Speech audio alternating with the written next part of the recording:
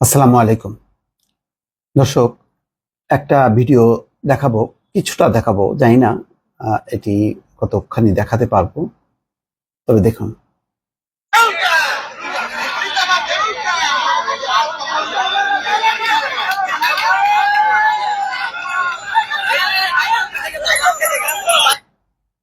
আর না দেখায় দর্শক, নিশ্চয়ই বুঝতে পারছেন, একটা বয়স্ক মানুষ, তাকে প্রহার করছে তরুণরা। কারাই তরুণ আমি জানি না, কিন্তু ঘটনাটি আজকের। তাকে পিটিয়ে রিকশায় তোলা হচ্ছে, হাতে লাঠি। কেন লাঠি থাকবে? কেন পিটাবে? কেন? সে কি কোনো বিক্ষোভ করছিল, মিছিল করছিল? আজকে এমন কোনো বিক্ষোভ, মিছিল, সমাবেশের পাল্টা কোনো সমাবেশ অন্তত ঢাকায় দেখা যায়নি। হতে পারে সে আওয়ামী লীগের কোনো সমর্থক। বাংলাদেশে তো দুটি দলই, আওয়ামী লীগ, বিএনপি। যেমন এর আগে রাস্তায় লোক ধরে ধরে বিএনপি পাওয়া গেছে, তারপরে পিটিয়ে পুলিশের।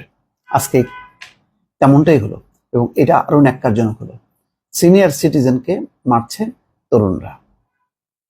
আমি বলবো না যে এরা বৈষম্য বিরোধী ছাত্র আন্দোলনের, কিন্তু এরা কারা?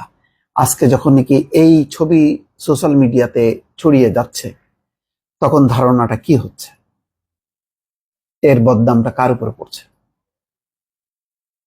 আমার মনে হয় দর্শক, একটা কথা বলি, এখন মনে হয় যে আমি বলবো সবাইকে, এখন আবেগটা নিয়ন্ত্রণ করার সময় এসছে, বিবেকটা এখন প্রয়োগ করতে হবে।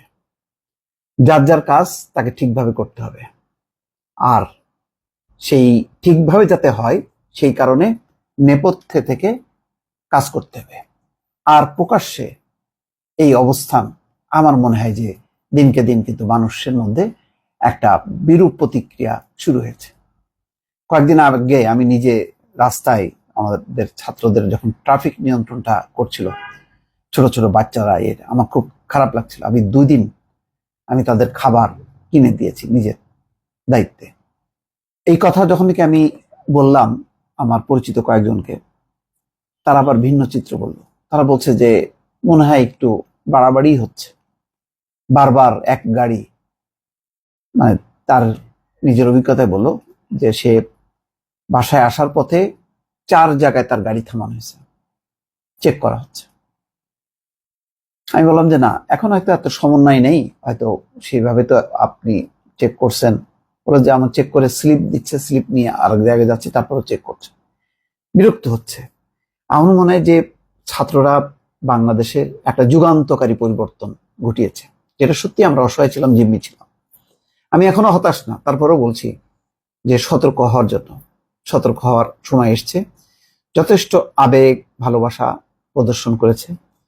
কিছু কিছু ক্ষেত্রে খারাপ লাগলেও এখন আমার মনে হয় যে মানে সেই আবেগটা নিয়ন্ত্রণ করে বিবেক অর্থাৎ বুদ্ধি বিবেচনা করে কাজগুলো এগোনোর দরকার। মানুষ যাতে বিরক্ত না হয়ে যায়। এত বড় অর্জন, এই অর্জনটাকে আমাদেরকে রক্ষা করতে হবে। সেই কারণেই দর্শক আমি ওই প্রথমে এই ভিডিওটা দেখিয়েছি। আরো বেশ কিছু দৃশ্য নিশ্চয়ই দেখেছেন, যেভাবে রাস্তায় রাস্তায় দাঁড় করিয়ে মোবাইল চেক করা হয়েছে। রিক্সায় একজন দেখলাম মহিলা আসছে, তার মানে চেক করা হচ্ছে। কি দেখা হচ্ছে? যে বঙ্গবন্ধুর ছবি আছে কিনা, সেখানে কোনো শ্রদ্ধা নিবেদন করেছে কিনা। আজকে অনেকেই করেছে, কিন্তু এত প্রতিকূল অবস্থার মধ্যেও দেখলাম আমি এমন হয়েছে যে ছাত্র আন্দোলনের সমর্থন করছে এমন কেউ কেউ, তারা কিন্তু ঠিকই বঙ্গবন্ধুর প্রতি শ্রদ্ধা নিবেদন করেছে। তারা এই শেখ হাসিনার রেজিমের সঙ্গে বঙ্গবন্ধুকে মেলায়নি। দুর্ভাগ্যজনক, শেখ হাসিনার জীবনের সবচেয়ে বড় যে এই বঙ্গবন্ধুর নামটা, স্বাধীনতা মুক্তিযুদ্ধটাকে এমন ভাবে তার দুঃশাসনের সাথে জড়িয়ে ফেলেছে যে মানুষ যখন খেপেছে তখন একসঙ্গে সবার বিরুদ্ধে খেপেছে। আমি দোষ দিব না এটার জন্য, এটা ঠিক আছে প্রাথমিকভাবে, কিন্তু এটা ধারাবাহিকভাবে চলতে পারে না। ধারাবাহিকভাবে চলতে পারে না।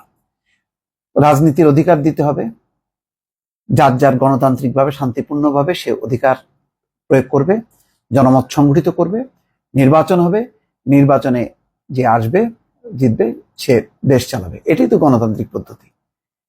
এক স্বৈরশাসক এক পক্ষকে রাজনীতি করতে দিল না, আমি এসে আরেক পক্ষকে দেব না, তাহলে কিসের পরিবর্তন?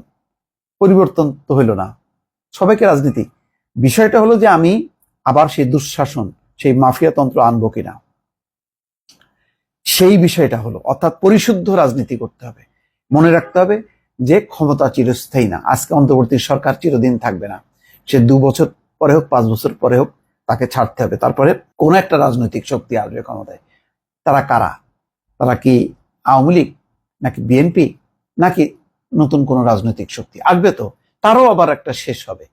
তো মাথায় রাখতে হবে যে যেই দুঃশাসনগুলো, সেই দুঃশাসনের যেই চিত্রগুলি আমরা দেখলাম ভয়াবহ ক্ষেত্রে, প্রশাসনে, আইন শৃঙ্খলা, পুলিশে, আইন আদালতে, সেগুলো যাতে একইভাবে ফিরে না আসে। আর এটা যদি আসে, আমি বলবো 1 মাসও সময় লাগবে না, মানুষ হতাশ হবে।